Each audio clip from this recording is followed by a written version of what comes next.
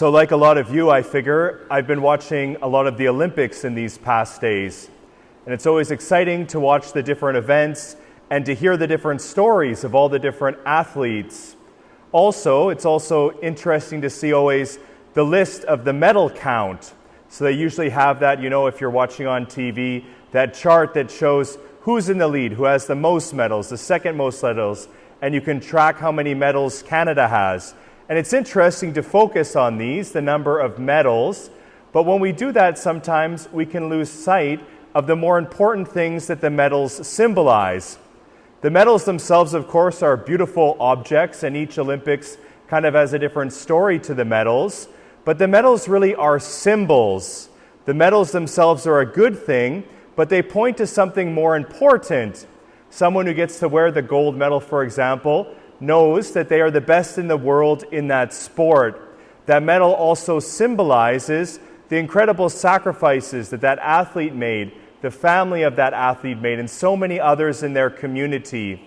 We see then with the Olympics, especially the medals, this distinction between the symbol and what is symbolized. And at times, we can overly focus on that symbol and miss sight of the broader reality. And this really is what is happening in the gospel here today. This idea of signs or symbols is so important. And this idea of signs is really central to John's gospel. So in the Gospel of John, things that Jesus does, like great actions, are never called miracles, but are rather signs. And in fact, the whole first half of John's gospel is called the Book of Signs. Jesus works 7 of these signs, 7 miraculous actions. And in every one of these signs, Jesus always does the incredible action and then enters into dialogue with the people around him in order to explain the significance of this action. Last Sunday, this Sunday, and then in the next couple Sundays, we're investigating and digging through one of the most important signs in John's Gospel. Last Sunday, we heard about how Jesus multiplied the loaves, gave bread to the people. This is an important sign that Christ works.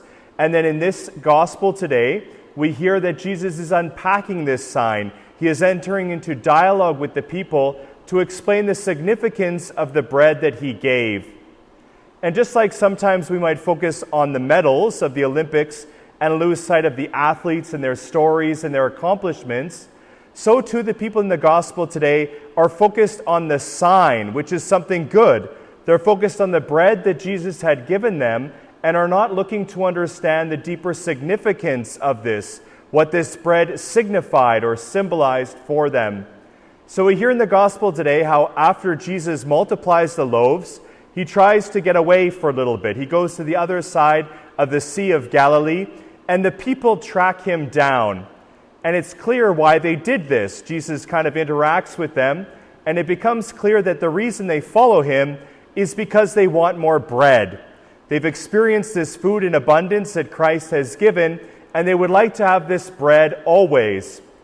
Now, before we kind of come to judge these people harshly, we should remember that, of course, bread is something very important. It's something very good, especially at a time where you can't just go to the grocery store and pick up bread. Being able to have good bread, this food, this staple in abundance, was such a blessing for them.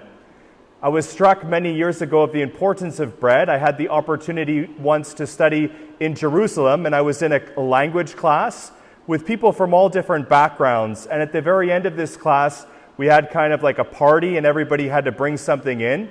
And one of the Muslim students who lived in the Muslim quarter in East Jerusalem brought in some bread, like some large flat bread that her mother had made. And this bread was really delicious. But the story behind it was even more beautiful. She described how her mother woke up early in the morning to prepare this bread, all the ingredients that went into it, the time, the dedication, the care that it took to make this bread. And it really struck me at that time that at Christ's time, like for that woman, making bread was something difficult. It could be a challenge. And to be able to have bread in abundance was something so important, something so valuable. So it makes sense then that the people in the gospel want more bread. It makes sense that they are focused on this sign, something that is truly good. Christ, however, wants to redirect them to see behind this good sign something that is even better. So in the gospel today, then, Jesus explains how this bread that he gave in abundance is a sign of something deeper, a sign that he is the bread of life. This bread of life that is even greater than the manna that God gave through Moses during the Exodus, that Christ is the bread of life. And this really is what John chapter 6 is all about. Jesus first multiplies the loaves. This is the sign, but it signifies how Jesus is the bread of life. He nourishes us truly and eternally. And in the next couple of Gospels, next Sunday and the following Sunday, we're going to hear Christ unpack what it means that he is the bread of life. We'll hear how Jesus describes he's the bread of life in his word that nourishes us. And we will also hear how Jesus is the bread of life in the Eucharist, where Christ gives us the gift of his very self. So then, although the people were focused on the sign, something good, Jesus wants them to focus on something even better. And the gospel today, I think, challenges us or asks us to be reminded of the value really of coming to Mass, where we receive Jesus, the bread of life. And on an evening like this, where I don't know about you, but it is a little bit warm this evening, you might be questioning, why are we here kind of in a maybe too warm church? But the gospel today reminds us that we are here to receive Jesus, the bread of life. There's so many good reasons we come to Mass, to be together in community, to see people we care about. But in the end, we are united as the body of Christ, one community. We are brought together, we are strengthened, and in each and every Mass, we receive Jesus, the bread of life, both in his word and in the Eucharist. Christ then, in working this great miracle, in multiplying the loaves, has done something great, given people physical bread. But in the gospel today, Jesus reminds us that he gives us something even greater, the gift of his very self. So this evening then, we remind ourselves of the value of coming here to Mass, of being together in a community. It is here that we receive something so great, something so precious. We receive Christ, the bread of life, both in his word and in the Eucharist.